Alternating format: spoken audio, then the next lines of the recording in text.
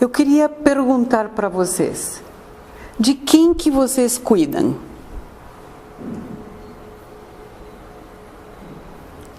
Quem você cuida? Primeiro nós mesmos. Muito bem. E depois façam uma listinha aí de 3, 4, 5 pessoas que vocês cuidam. Sim? Cuida do próximo, né? Eu digo muita gente. Tem muita gente, né? Não só gente, bichinho, né? Isso! Menor. Então, bom, dito isto, podemos fechar a palestra que está dado. Cuidamos de nós mesmos e cuidamos dos outros. Isso é fundamental. Mas vamos destrinchar este assunto e perguntar-se o que é cuidado para vocês. O que significa esse cuidado?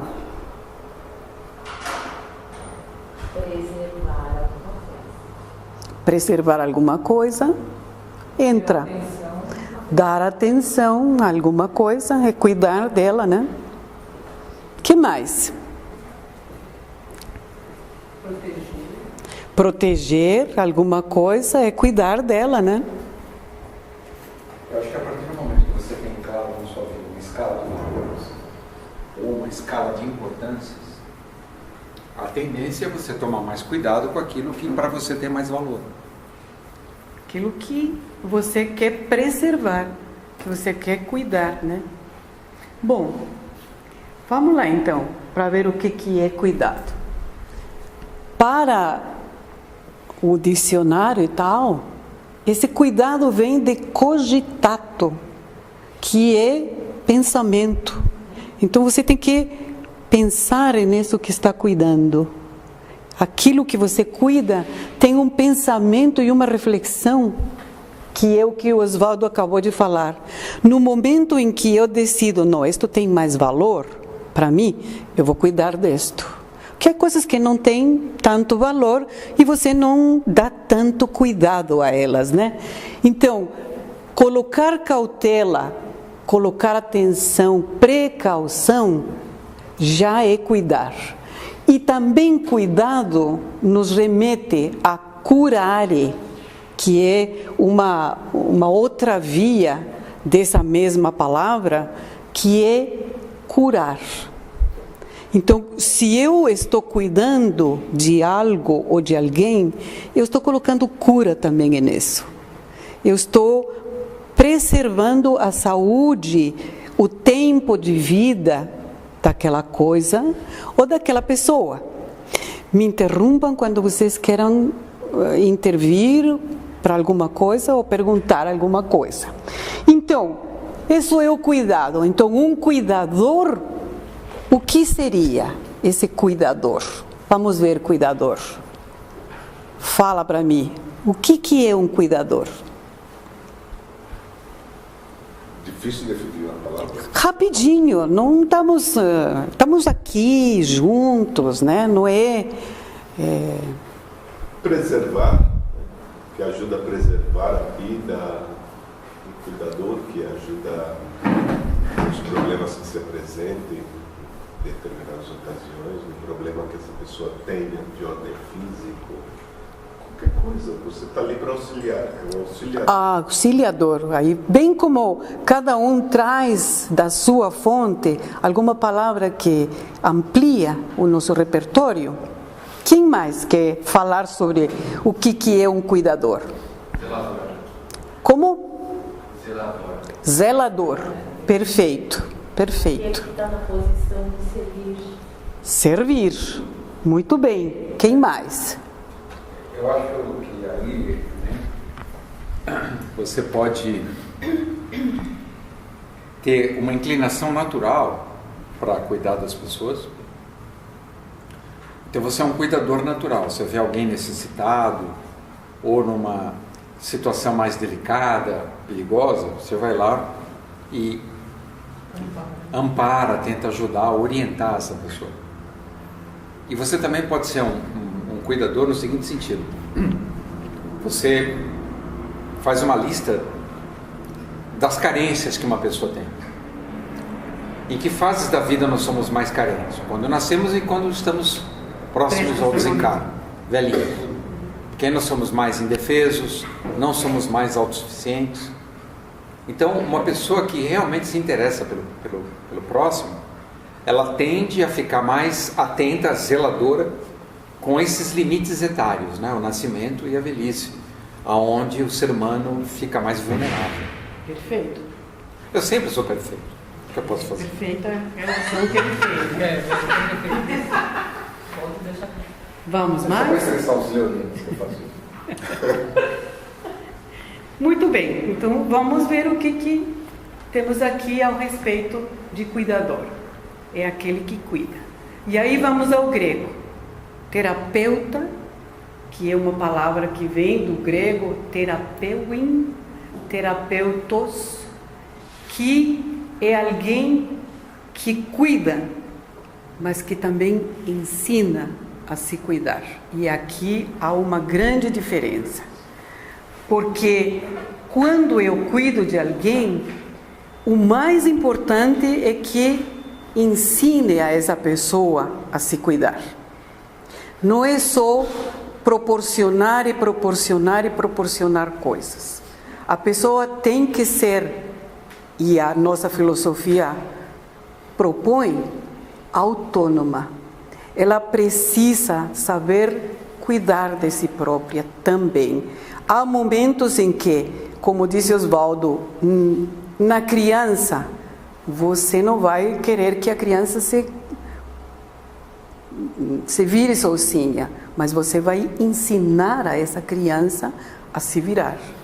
Alguém que está na velhice e já prestes a passar a outro plano, também precisa de um ensinamento para direcionar-se a esse novo nascimento no plano espiritual.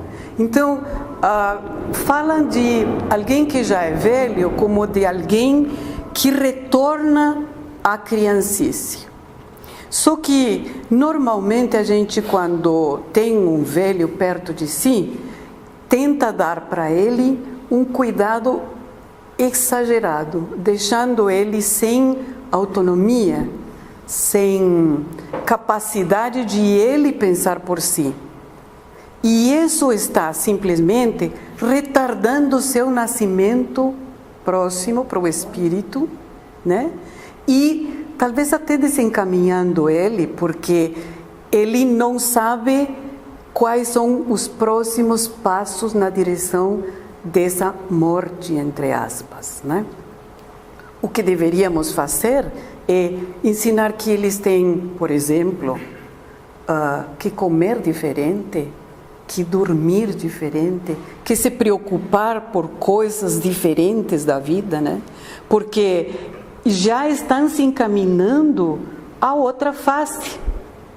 Então, ajudar a que eles tenham as lembranças de toda a vida vívidas, para que quando desencarnem eles possam ir com uma bagagem mais aprimorada para amalgamar na sua própria alma aquilo que foi o fruto da experiência de toda uma vida. Então vejam que interessante para quem cuida de velhos essa proposta de um cuidado que possibilite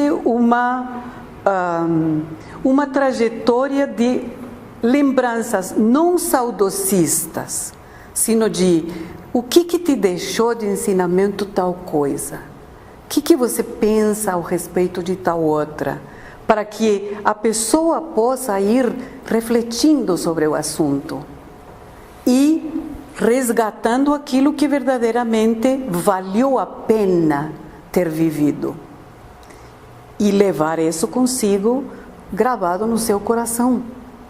Vejam que trabalho mais interessante para fazer na nossa própria família. Não precisamos de ser cuidadores profissionais para fazer isso, né? Então, o que é cuidar? Fala. Não, o cuidador também, em um certo período tem muita responsabilidade, porque ele se torna tutor da pessoa, né? Ele acaba, se ele não estiver muito consciente do que ele precisa fazer, ele pode até desencaminhar ou influenciar para outros, porque ele é tutor mesmo, ele pensa até pela pessoa, ele tem que ter uma clareza do que é melhor naquele momento. Para aquele que está sendo cuidado. Perfeito. Tanto a criança quanto o idoso. É que normalmente as nossas carências nos fazem não pensar na necessidade do outro, né? O que eu quero é que o outro não vá embora. Por exemplo, em um velho... Uma codependência às vezes. Sim. Né? O terapeuta tem esse perigo também, né? Claro, criar com certeza. Uma codependência com aquele que está sendo cuidado. Porque se ele morrer, eu vou fazer o que na minha vida depois? Né? Isso. Então, não, esse desvincular-se emocionalmente é importantíssimo quando alguém cuida de outra pessoa. Porque, senão, não somos capazes de perceber o que realmente a pessoa precisa. No nosso caso, que conhecemos astrologia, que estudamos astrologia, ela nos ajuda e muito para saber de que maneira nossos planetas se sintonizam com os planetas daquele que a gente está cuidando. Né? Verificar se você está colocando as suas emoções ao desserviço desse cuidado, né? Ou se, por exemplo, você coloca Saturno na casa 6 da pessoa, você não vai ser um bom cuidador para ele. Então é preciso ter sempre um distanciamento, mas esse distanciamento não pode ser uma indiferença, né? Uma coisa ainda não. É um limite muito fino que precisa ser. É muito sutil. É muito sutil. Mas daí a necessidade de que a gente se torne consciente do nosso papel de cuidadores do mundo, de nós e dos outros, né? Bem, então vamos saber o que é cuidar. Cuidar já é um verbo. E quando entra o verbo, as ações começam a acontecer. Então, cuidar é a ação de cuidar. Como é que eu cuido? Como é que eu presto atenção nas coisas que estão sob meu cuidado, nas pessoas que estão sob meu cuidado? E de que maneira eu observo aquilo que eu cuido, né? Eu quero direcionar a vida de quem eu cuido ou eu só observo a vida que estou cuidando? Que é uma coisa bem diferente, né?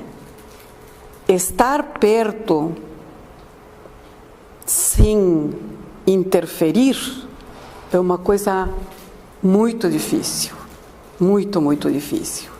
E é aí aonde nós, como aspirantes a uma vida superior, temos que estar bem atentos, porque às vezes eu dou demais ou às vezes eu dou de menos em algumas áreas. Talvez eu dou demais em cuidados físicos e estou dando de menos em cuidados espirituais, em carinho verdadeiro, em atenção suficiente, enfim, aquelas coisas emocionais que a pessoa está precisando mais. Diga, Maria. Ou às vezes o que eu estou dando, eu também estou esperando retorno. Isso é sumamente importante. Será que o que estou fazendo é porque eu quero receber a mesma coisa, a mesma atenção? E se vocês se perguntam com veemência, vão ver que as nossas reclamações são sempre dessa índole. Eu estou esperando receber aquilo que eu estou dando. E o serviço que a fraternidade se propõe não tem interesse em receber de volta. Muito pelo contrário. É um serviço que A índole dele deveria ser amorosa, desinteressada no serviço de não esperar com interesse nada de volta. Nem reconhecimento. Nem reconhecimento. Nem reconhecimento. Principalmente o reconhecimento. Exatamente. Mas o cuidado e ajudar os outros é uma fonte de prazer também. Sim. Fonte de prazer pode se levar a vício, né?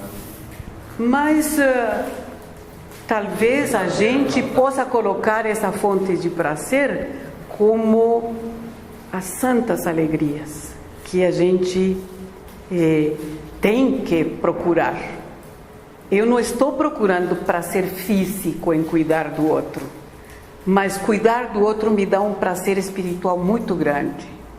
E isso é bom, porque esses são os prazeres que a gente tem que procurar. O prazer que meu espírito sente quando eu cuido integralmente do outro. Quando eu sirvo o outro. E vimos que não é uma coisa fácil cuidar do outro, né? Posso colocar um pouquinho? Claro. O ser humano, a gente já falou isso várias vezes hoje, né? É muito complexo. E a gente não pode imaginar que há um padrão de resposta para todo estímulo. Cada um vai responder conforme seu histórico, sua individualidade, etc. A questão é sempre você estar atento para estar aprendendo. Mesmo quando você está ensinando, você está curando, você está sendo curado, você está aprendendo também. Então, muitas vezes, uma pessoa quando está doente, o estado de ânimo e de humor dela fica muito deficitário. Às vezes fica agressiva, mal-humorada. E às vezes, por incrível que pareça, a forma dela demonstrar gratidão é sendo grosseira. Para chamar atenção. É. Chama atenção. Então você precisa fazer essa leitura do subtexto. O que está nas entrelinhas? Porque às vezes a forma da pessoa te agradecer é uma forma que aparentemente é incorreta. Mas é o jeito dela naquele momento, é o que tem para hoje. É o que ela pode fazer. Porque quando se... Permitam-me. Quando se está doente, você está remoendo coisas da sua vida muito complicadas, mesmo de maneira inconsciente. Isso está girando nos teus corpos e isso te torna agressivo, isso te torna mal-humorado, isso te torna com vontade de ficar isolado, de não falar com ninguém, de fechar o quarto e apagar as luzes porque eu estou com dor de cabeça. E a gente, cuidador, tem que respeitar esses momentos. Não é descaso, não é indiferença, é respeito àquele momento que a pessoa está passando, porque nós precisamos compreender o outro. No ímpeto de ajudar, você pode ser invasor. Para ajudar tem que saber. Sedimento, Não é só ter boa vontade. O senso da medida, né? A dosagem é uma coisa muito importante. Mas para servir você tem que ter muito amor. Porque geralmente você impacta com esse tipo de situação. Somente quando a pessoa está doente. A maioria fica agressiva.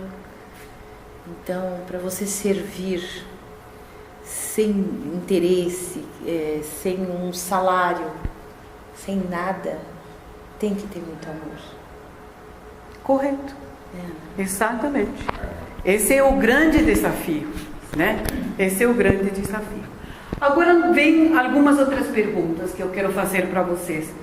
Estão um pouco fora do foco, mas... Está fora do foco? Eu vou pôr no foco. Por favor. Quem é o nosso cuidador? Mas eu não vou fazer nada amoroso, hein? Vamos perguntar-nos a nós mesmos. Quem é o nosso cuidador? Quem é quem cuida dos nossos corpos? Que não são poucos. Né? E que classe de cuidadores nós somos? Perguntem-se isto e eu vou ir... Você queria falar alguma coisa e eu deixei passar, por favor. Não, só ia falar que quem precisa de ajuda não está bem mesmo, né? Para esperar uma coisa, né? Senão não estaria precisando de ajuda, né? Tá certo. E não está ruim só numa coisa, é o estado geral da pessoa que não está. Está ruim em todos os corpos, né? Porque a doença, a gente sabe, como estudantes da filosofia Rosa Cruz e outros ensinamentos, que começa quando nós não estamos bem no espírito, né? Nosso espírito não está bem, ele vai se refletir no nosso corpo de desejo, vai se refletir no nosso corpo vital e vai chegar ao ponto de adoecer, fazer adoecer nosso corpo físico mesmo. Então, é uma cascata e tudo está errado quando estamos doentes. Então, quem é quem cuida de nós? Vamos ver. Um tipo de cuidado do anjo.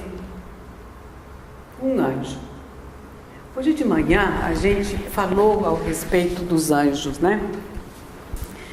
E nossos anjos obviamente nos cuidam, mas quem aspira a uma vida superior precisa ir se distanciando e deixando os anjos para outras tarefas, né? Nós precisamos cuidar de nós mesmos. Se vamos estar sempre com a muleta do nosso anjo, que em ocasiões especiais, pelo amor de Deus, não nos abandone, a gente tem que, né, ir se distanciando dessa necessidade.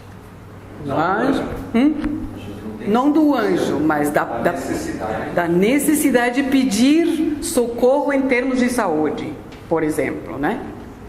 Quem mais fala alguma coisa aqui de quem é nosso cuidador?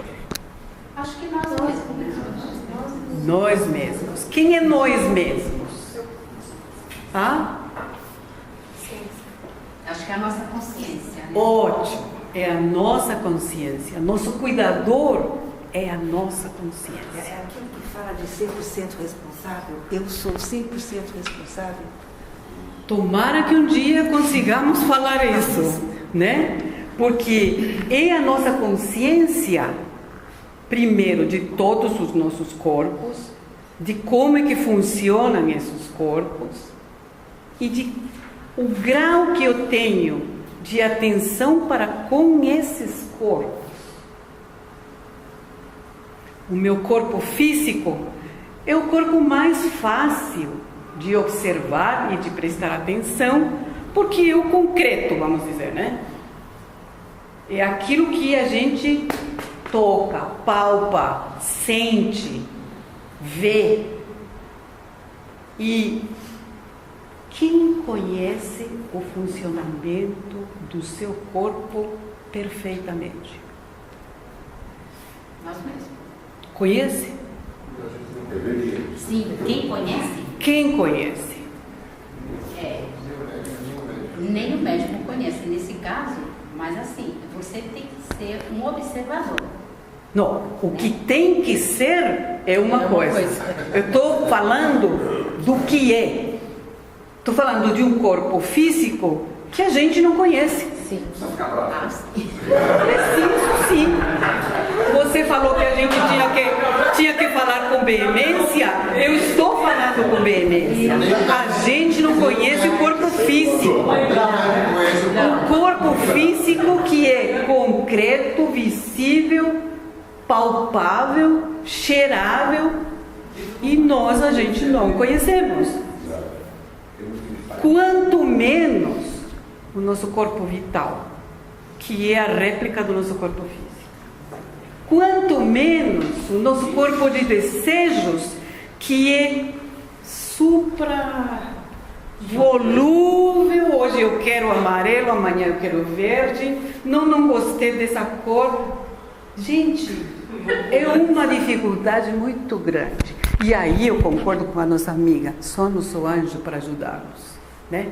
O eu superior nosso, essa consciência que a gente tem que ir buscando, é aqui nocturnamente reconstitui nosso corpo. Daí a necessidade fundamental da gente dormir.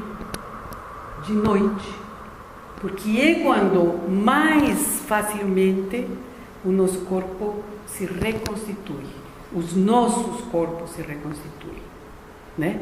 O corpo de desejos faz uma limpeza, aquilo vira sonho, aquilo vira outra intuição para o dia de amanhã, enfim, ele tem uma limpeza que os nossos auxiliares invisíveis nos ajudam a realizar e que a gente usufrui.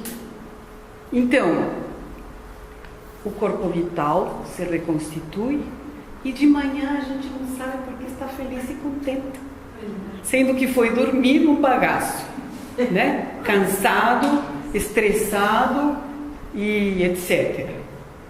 Vejam o trabalho do nosso eu superior, do nosso ego.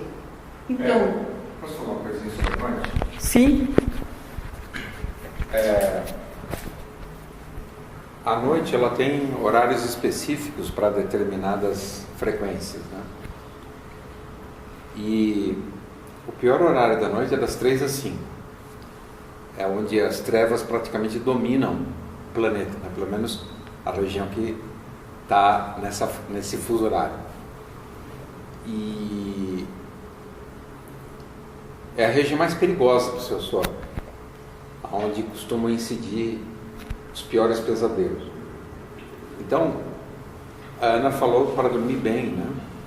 E a fraternidade fala de exercícios, de rever seu dia, purificar seus hábitos, né? De preferência, antes de você realmente pegar no sono, procura estar em paz com a consciência, para que quando você atravesse isso da noite, você não tenha muita porcaria acumulada no dia. Senão essa porcaria vai ser combustível para o grau negro, que trabalha intensamente das 3 às 5 da manhã. Curar precisa da participação e a cooperação de quem está sendo curado. Por exemplo, aqui na Fraternidade, o serviço de cura precisa da colaboração de quem está sendo curado. Ele tem que fazer um ritual, tem que se comprometer com ele mesmo a mudar certos hábitos, certas condutas que levam a ele a sintomas que são percebidos no nosso corpo físico, né? E que nos colocam em qualidade de doentes. Então, essa ação de curar age em todos os campos, tanto no físico, como no emocional, como no mental e como no espiritual. Então, quando a gente, por exemplo, aqui pede uma cura que é espiritual, ela vai se refletir em todos os campos. Então, quando você é curado, fica integrado, fica totalmente curado. E quando você sana, é uma ação que é diretamente sobre o sintoma, seja ele físico, ou seja mental, ou seja emocional. Você age diretamente sobre esse sintoma.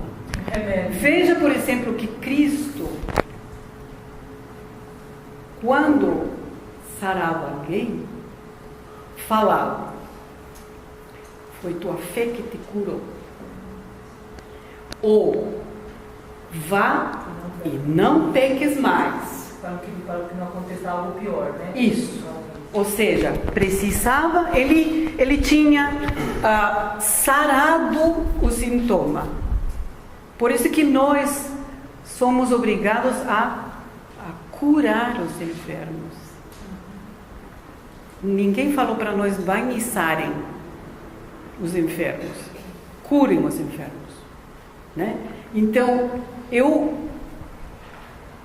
equilibro esse desequilíbrio que tem a pessoa, mas quem cura é o espírito dessa pessoa. Você vê que quando a gente, até no poder público, quando você melhora as condições exteriores da cidade, você não está curando a cidade, você só está melhorando ela na aparência. Por exemplo, saneamento básico. Sim. Você está saneando, você está melhorando o aparente. Isso. Mas você não está curando a cidade dos seus males. Isso. Como na medicina chinesa, por exemplo, a acupuntura é um estímulo para que o corpo se regenere e se recupere só. E é um estímulo suave, né, para que a pessoa possa caminhar. Não é um empurrão de jogar a ladeira abaixo. É um estímulo e suave mesmo para assim, que o corpo ele recupere a estabilidade e o equilíbrio energético. Você falou, o equilíbrio energético. Então, sobre que corpo está agindo a acupuntura? Sobre os corpos sutis. Sobre o corpo sutil, corpo vital. Mas ela não age sobre o corpo de desejos da pessoa. Então, por exemplo, a pessoa saiu maravilhosa do acupunturista e vai comer uma feijoada. Exatamente. E o acupuntor faz o que com ele? Adverte. Enfia a agulha no lugar. Eu queria matar. Primeiro adverte, porque o princípio básico é esse, né? Depois fala que o acupunturista é ruim, hein? Você estimula e a cura vem do outro. Quando se faz uma terapia desse tipo, sempre a pessoa é o 50% responsável da própria cura. Na verdade, todas as terapias e todos os processos de sanação são até aqui. E daqui para lá, a responsabilidade é nossa. Se a gente agradece a quem nos sanou em determinada doença, o melhor pagamento que a gente poderia fazer, além do monetário, é claro, seria manter essa saúde. Né? Manter a saúde. Como é que a gente mantém a saúde?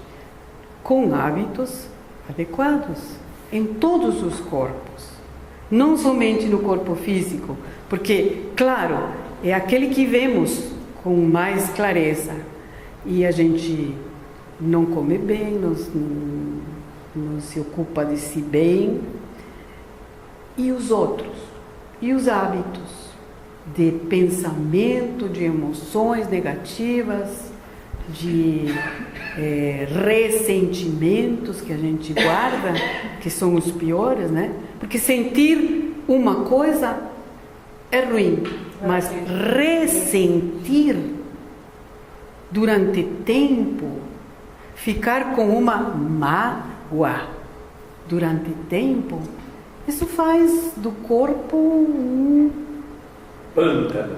Isso, uma lixeira, né?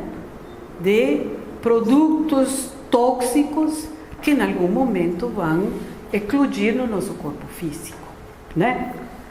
O ritual de cura, ele dá uma dica para nós, né? Todas as doenças derivam das nossas transgressões das leis da natureza, todas. E que o Pai é o grande médico. Então, na medida que nós nos direcionamos, que a nossa meta de vida é o Pai, nós estamos nos entregando a esse grande curador, a esse grande médico. É o caminho, digamos, mais seguro, é retornar ao nosso Criador. Enquanto a gente fica aqui na horizontal, resolvendo probleminhas, as coisas se repetem, né? É o déjà vu. Eu já vi esse filme, porra, de novo. Mas é porque o nosso foco está nesse mundo. E Cristo foi claro, meu reino não é daqui, meu reino não é desse mundo. Então, o sanar tem a ver com um estímulo que vem de fora e que conserta momentaneamente um desequilíbrio no nosso corpo, seja este qual for desses corpos, e a gente tem que sustentar esse equilíbrio que nos foi dado desde o externo com uma atitude interior que mantenha essa saúde. Eu vou dar mais uma dicasinha para vocês. Vamos supor que você olha só no mapa natal e você verifica que o Júpiter não está bom. Ele está no signo ruim, por exemplo, está em Virgem. É péssimo o Júpiter em Virgem. Ou Ele está na casa 6, também, que não é legal. Tem um Júpiter que está capenguinha.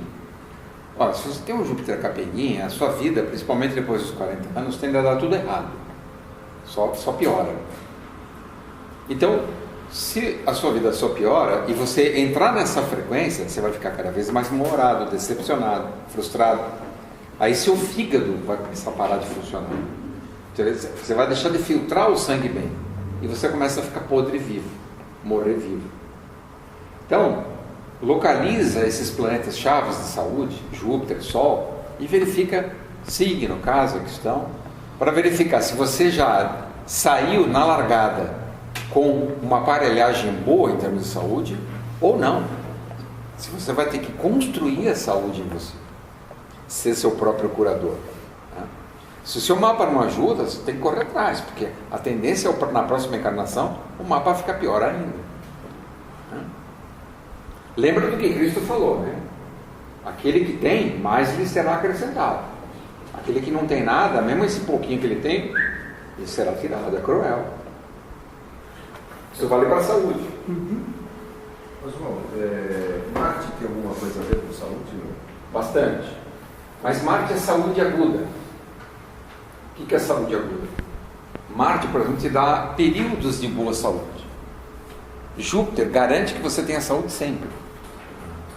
A saúde, na verdade, está baseada no quê? Na boa vontade, num bom estado de espírito, num bom desejo de servir, na gratidão, fazer as coisas com alegria. Essa é a essência da saúde. E por que Júpiter em Peixe ele é mal posicionado? Porque ele está na casa da sogra. Ele é regente de peixes. Ele está no signo oposto. Ele está exilado. Ele está em... Então tem que pensar como se estivesse em peixes para poder ser mais devota, mais integrada com a totalidade, mais generosa, né? Espiritualizar-se numa palavra. Porque onde ele está não está favorecendo praticamente nada. Se estivesse na contramão. Isso. Então essa dica que ela deu é fabulosa. Começa a pensar seu mapa agora como se fosse Júpiter em peixe. Esquece que você tem Júpiter em peixe. Estuda. Tá, mas supondo. Mas é interessante também que Júpiter, você ativa o teu Júpiter. Quando você ativa, você entra numa esfera de serviço naturalmente. Não é só para você, né? Claro, você entra numa graça que é através de você que ela é jorrada. Porque se você entra nessa armadilha, eu vou ativar meu Júpiter para eu ter... Você cai nas inferiores dele, que aí você afunda ainda mais. Por isso eu falei em se tornar devoto. Devotar-se ao outro é começar a receber a graça divina, né? Talvez, se você for merecedor. Que, como você falou, se você está fazendo aquilo para receber, já era. Já não é mais Júpiter. Já não é mais Júpiter. Aí já é... É parte do Mercúrio, que é um, já é um Mercúrio totalmente... É um jogo, né? É, um jogo, né? Muito bem. Então, uma doença, e isso Osvaldo já falou anteriormente, é sempre uma violação das leis naturais. Quais são as leis naturais? Pergunta. Pergunta. Eu acho que para você ter uma visão clara das leis naturais, você tem que estar conectada com a tradição. Se você não tem uma tradição espiritual, seja oriental ou ocidental, não importa tanto. O que importa é que você esteja engajado dentro de uma tradição. Porque aquela tradição vai te apresentar preceitos, leis, né? Às vezes até dogmas, não tem problema, mas que são sistemas de orientação para você diminuir o seu índice de pecado ou de erro. Né? Isso. Acho que não sei se é uma lei, mas me vê agora que se você infringe, você pode cair, é de dar e receber. Porque se você sai disso, você se cristaliza muito e fica no egoísmo onde você pode adoecer. Ou seja, sai da reciprocidade. essa seria uma lei, né? Então, de você não ficar esperando receber algo em troca daquilo que você dá. E isso me faz pensar um pouco em outras leis naturais, inclusive físicas, Claro. que a gente desobedece. Vamos supor, a lei da gravidade. Quem que obedece realmente essa lei? Dificilmente a obedecemos. Nós não nos assentamos, porque senão estaríamos em paz. A gente, com a lei da gravidade, fica assim, já todo o corpo ficou querendo estar em outro lugar. Não. Não aterra. Não aceita a relação que você tem com o chão, né? Lei de causa e efeito, lei de ação e reação. Não, nem sequer cogitamos de que se trata isso. Como é que essa ação e reação tem a ver com o meu corpo? Eu utilizo essa lei para economizar esforço, para me favorecer naquilo que estou fazendo, para fazer aquilo com mais alegria, com mais agrado, com mais propriedade do meu próprio corpo? Não, nem sabemos como utilizar essa lei. A gente até sabe, como a Carla falou de manhã, né? A gente corre o risco de entrar só na abstração, né? De achar que é um conceito abstrato, que é falado, repetido, reprisado, só que isso não se torna uma coisa... Não sedimenta. Projetada, né? De vida, enraizada no teu ser, né? Essas leis têm que ser vivenciadas no nosso corpo, nos nossos corpos. Então, uma tradição como amar a Deus sobre todas as coisas, veja que é uma coisa, uma frase, né? E quem que faz isso? E é amar a Deus sobre todas as coisas. Não está falando isto aqui, aquilo lá. Não, é sobre todas as coisas. E ao próximo antes, como a ti mesmo. É uma pegadinha incrível, já te passo. Porque se você não souber amar a você, que é o templo desse Deus que você santificado seja o vosso, jurou que te amar, como é que você quer amar a outro? Não há lógica. E estamos falando de um mandamento. E são vários, né?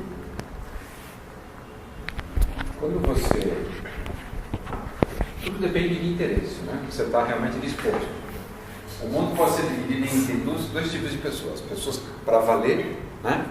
E as pessoas que não valem nada. Praticamente não tem meio termo. Quando você pega um livro como o Conceito Rosacos de Cósmico, ele é um manual de instrução de como você funciona e a razão de você estar aqui. Você, depois que lê aquele livro bem lido, você não pode ser mais ou menos um cara mental. Se começar a se incorporar, mudar várias coisas. Então, o primeiro passo é vencer o orgulho intelectual e aceitar que o Max Heindel sabe muito mais que você e ele está falando, tem um compromisso com a verdade. Você começar a adotar aquelas verdades para a sua vida. Primeiro passo. É o passo mais fácil. Segundo passo, mais difícil, é ser coerente. Você internaliza isso e começa a botar em prática. Então, conhecer as leis é um passo difícil, exige muito estudo. Aplicá-las é o mais difícil. Por quê? Porque você vai ter que enfrentar seus velhos vícios. E, geralmente, vícios implantados pelo seu corpo de desejo. Então, por exemplo, qualquer médico imbecil sabe que depois de 40 anos você não precisa comer mais tanta proteína, senão você vai estragar seu rim. Que você não pode comer mais tanta gordura, que você não vai queimar sua vida sedentária, senão você vai acabar com o seu fígado. Mas você continua se alimentando como um adolescente. Você sabe. Mas você viola a lei, porque você é um cara de pau. Então, na verdade, o que mais estraga a nossa evolução é esse defeito de caráter que nós temos. Nós sabemos, mas não fazemos. É o erro adâmico. Ah, não pode comer? Ah, eu vou comer. E isto, vocês vão falar, mas isso já foi falado, eu já ouvi em palestras e não sei quantas vezes, mas nunca vai ser suficiente para realmente a gente fazer o que é correto. O seguinte aqui, a doença é sempre uma violação às leis naturais e é imprescindível considerar as causas reais dos sintomas que a gente tem. Como é que a gente vai à procura dessas causas reais? O análise do nosso dia a dia é uma coisa para começar a fazer isso. Mas fundamental é a gente conhecer o nosso mapa e saber quais são os pontos fracos dentro desse mapa que fomos nós os que fabricamos antes de nascer, seja por merecimento ou porque nos deram a oportunidade de fazer isso, mas nós que nos propusemos vir com essas configurações astrais. Então, conhecer onde estão os nossos pontos fracos e não ficar obsessivamente ligados a eles, mas fortalecer os pontos que são mais virtuosos dentro do nosso mapa. Ou seja, deixar morrer por inanição aqueles espaços que a gente não conseguiria sozinhos dar conta. Então, eu tenho um Júpiter desajustado, vou me empenhar em fortalecer alguma outra coisa além dos bons aspectos desse Júpiter, né? Para poder dar conta do recado. Ou seja, o nosso mapa é, como o nome já diz, a guia que a gente tem para poder caminhar nesta vida, né? Com mais segurança, com mais clareza de aonde que estamos indo e por que estamos indo lá, porque estamos indo para lá porque a gente está vindo de um lugar X e direcionando-se a outro. E aí vem aquele famoso nodo sul e nodo norte, e casa 4 e casa 10, enfim, né? Tudo aquilo que vocês estão estudando também na aula de astrologia e astrodiagnóstico. Bem, então, como é que cuidamos de nós mesmos? Já que, graças a Deus, nós chegamos em essa conclusão rapidamente. Como é que a gente mantém uma saúde perfeita? Bom, vamos tentar. Eu penso o seguinte, que dentro desse, pensando, estamos falando muito do aspecto espiritual, mas o aspecto físico, eu como terapeuta, sei que está completamente abandonado. Na Idade Média, por mais que as pessoas tenham, não conheço de astrologia o suficiente para dizer nada em contra, mas simplesmente que são fatores que podem direcionar ou indicar uma predisposição àquilo, mas não são determinantes. Se você tem uma saúde de ferro e passa 20 anos da tua vida carregando sacos e operas de 50 quilos, você vai padecer de problemas de joelho, de coluna. Isso vai ser inevitável, né? Porque a brutalidade fez com que você fizesse isso, buscasse isso, por mais saúde de ferro que você tivesse. Então, o primeiro passo, que ainda estamos bastante distante, é cuidar do físico, né? Na Idade Média, as pessoas morriam aos 40, já não tinham dentes na boca, porque não cuidavam da higiene física. Hoje cuidamos da higiene física, mas não cuidamos da higiene postural, que era o que o Oswaldo estava falando, como você falou, de como sentar-se, de como você sai, tem uma atividade física, seja laboral ou esportiva, você tem que fazer algo para compensar isso, né? Daí vem a mentalidade da filosofia chinesa, né? O tal de compensar essa atividade física e daí pelo menos você manter a saúde física, o bom estado do teu corpo físico, que é o veículo que você usa aqui, e ele tem que estar bem. Vamos considerar isso que estou achando apropriadíssimo, tá?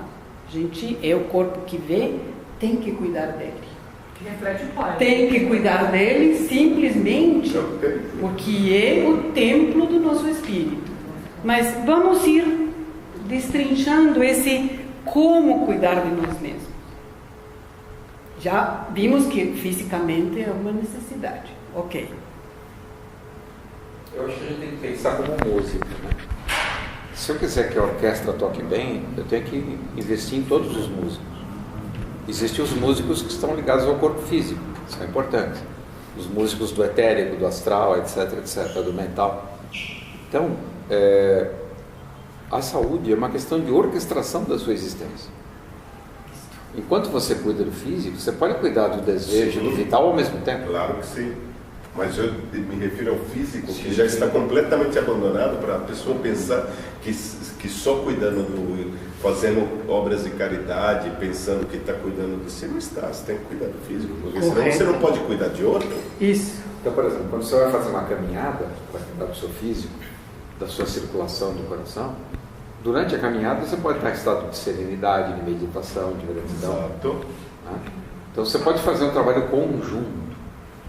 Acho que a época que a gente vive, que é uma época extremamente mercurial, ela possibilita esse arranjo existencial, onde você pode sim fazer da sua música, da sua vida, uma sinfonia. Até andando na rua.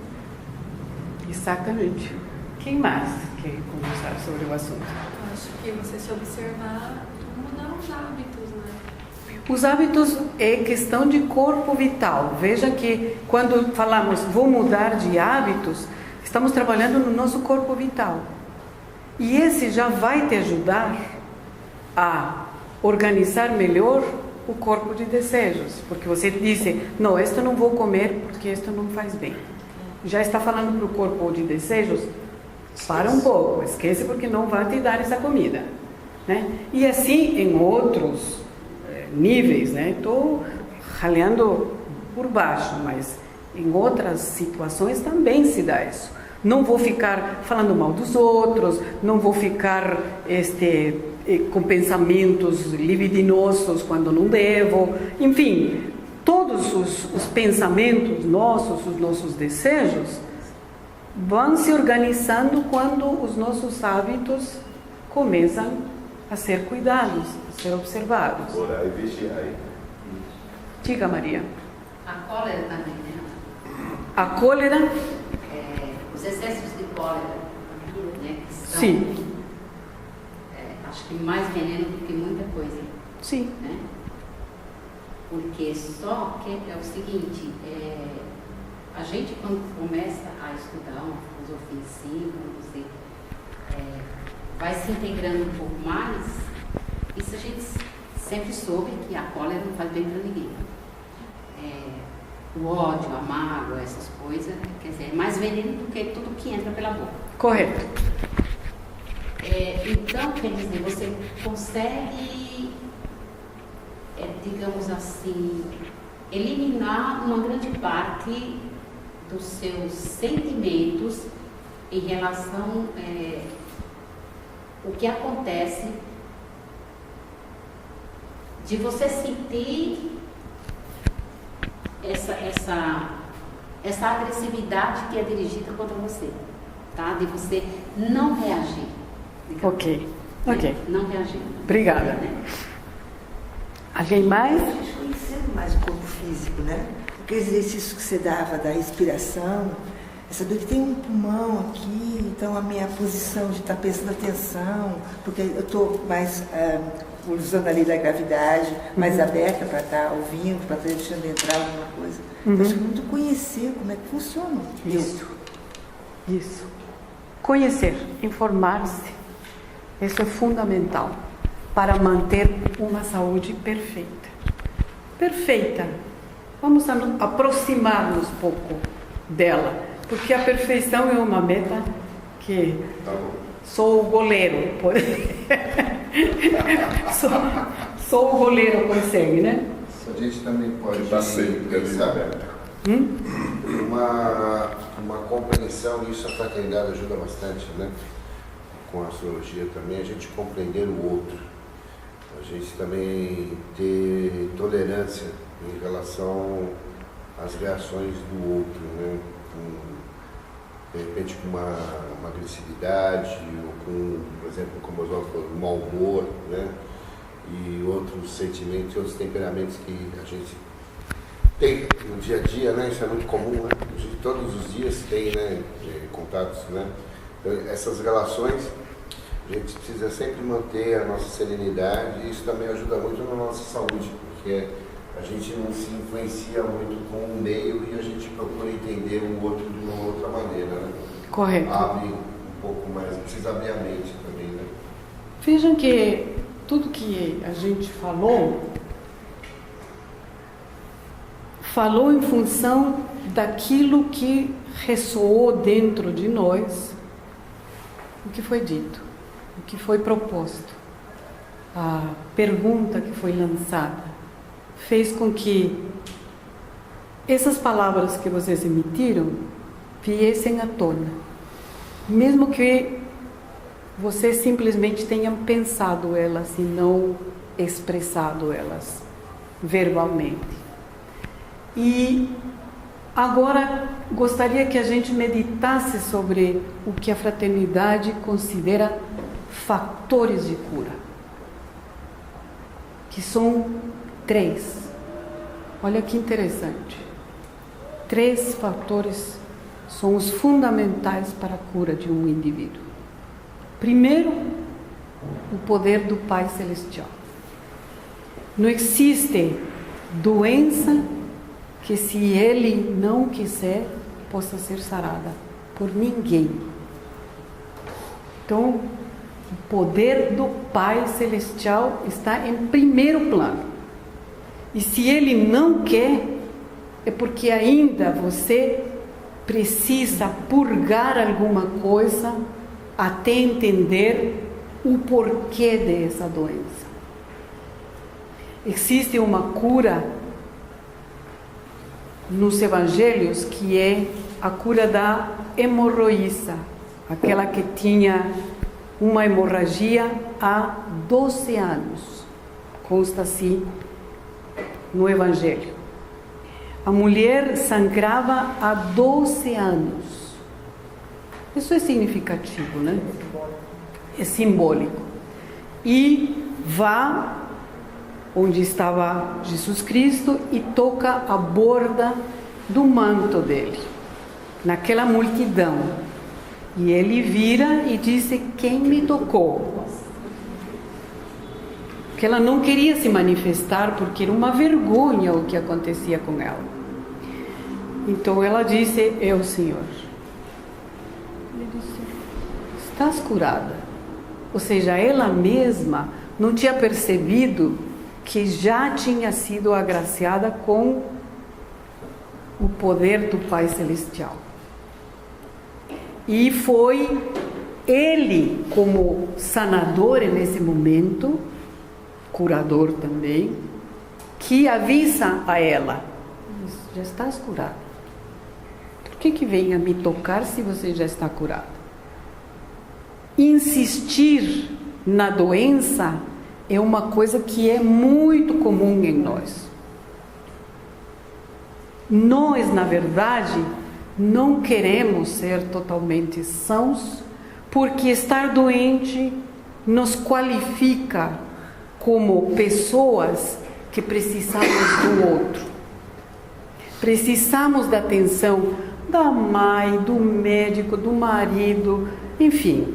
Precisamos que alguém tome conta de nós, porque nós ainda não conseguimos tomar conta de si. Porque senão, o poder do Pai seria suficiente para manter-nos em estados de saúde. Se nós deixássemos que esse poder agisse dentro de nós, na forma de vibração sanguínea dentro dos nossos ossos, não necessitaríamos de mais ninguém. A vibração do poder do Pai seria suficiente. Mas tudo bem, a gente aceita que A fé é pequena, né?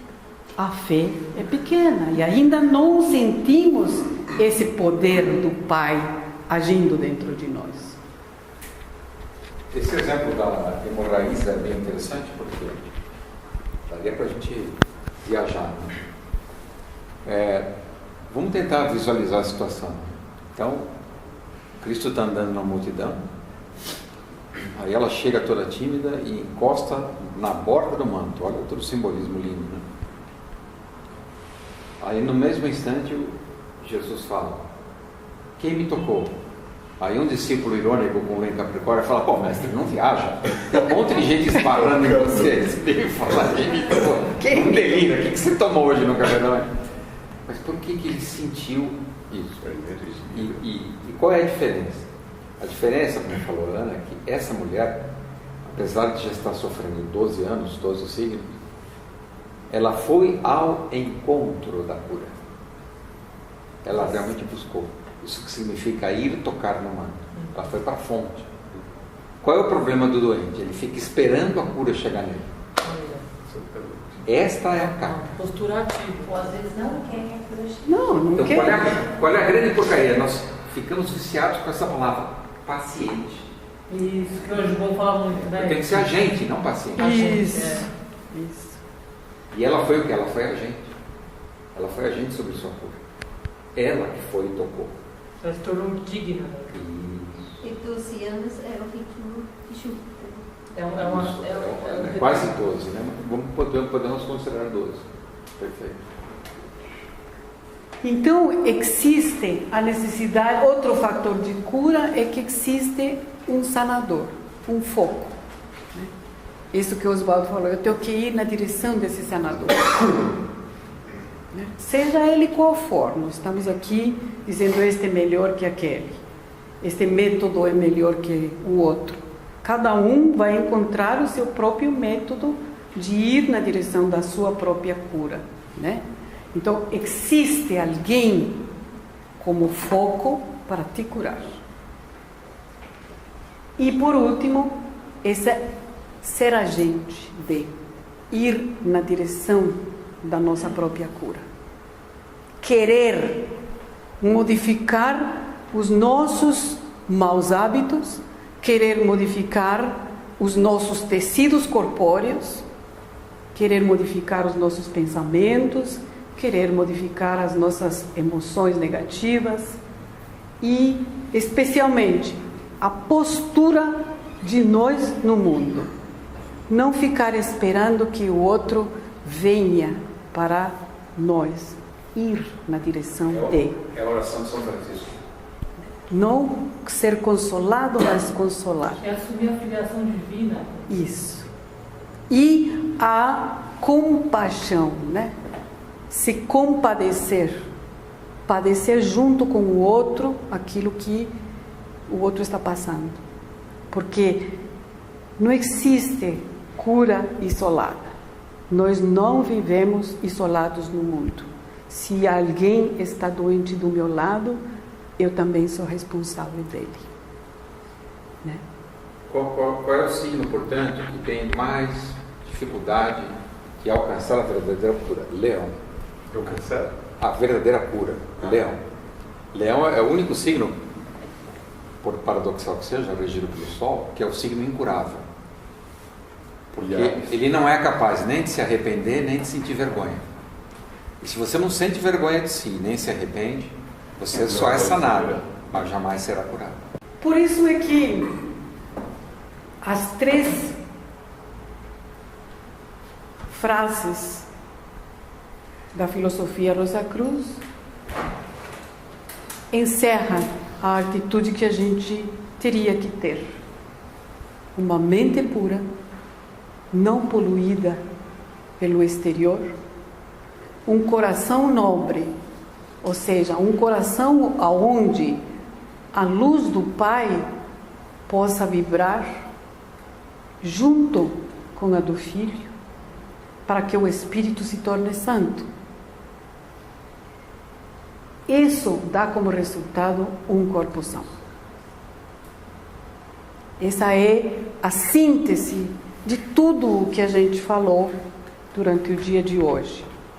Desde as horas da manhã, que a gente ficou voltado no entendimento do que é o sangue dentro do nosso corpo e como é que ele funciona e nos faz funcionar, né?